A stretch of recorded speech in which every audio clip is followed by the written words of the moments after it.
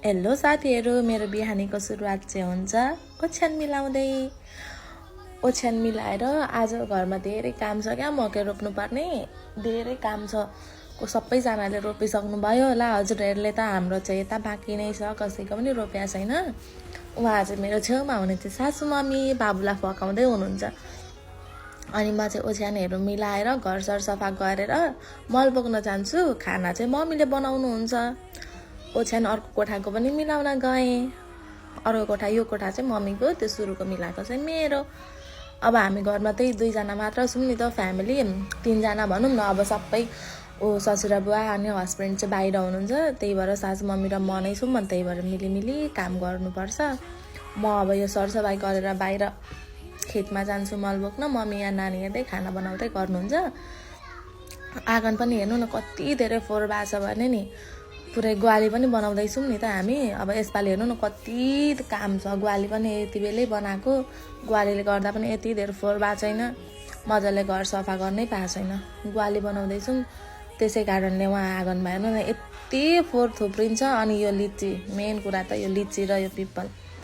लिचीले गर्दाखेरि उहाँ हेर्नु न पात यति हुन्छ कि मम्मी चाहिँ ब्रस गर्दै यताउता हल्लिँदै हुनुहुन्छ।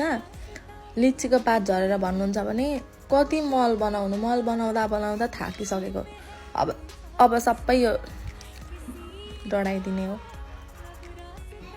अनि आँगन पनि हेर्नु न सबैतिर बढार्दा त एक बेला त आँगन बढार्नै जान्छ, ठुलो छ नि त, त्यही भएर। अनि उहाँ बाटोमा के सोधिन् एउटा बहिनीले, अनि भनेर फेरि केक आफ्नै काम गर्न थाले। मम्मी चिया पकाउनलाई मुखहरू धुनुभयो, ब्रसहरू गर्नुभयो।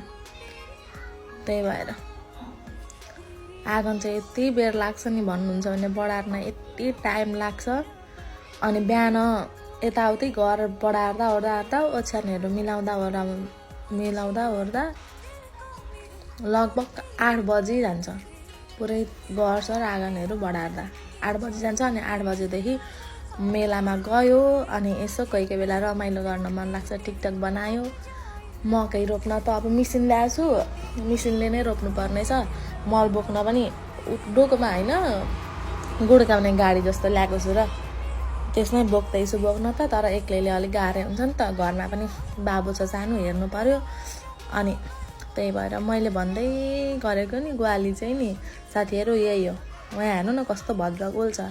अनि मल चाहिँ यति बोकिसक्नु पर्ने। हिजो अलिकति बोकेको रे, आज चाहिँ यत्रो छ बोक्नुपर्ने। पर मेरो आलुबारी।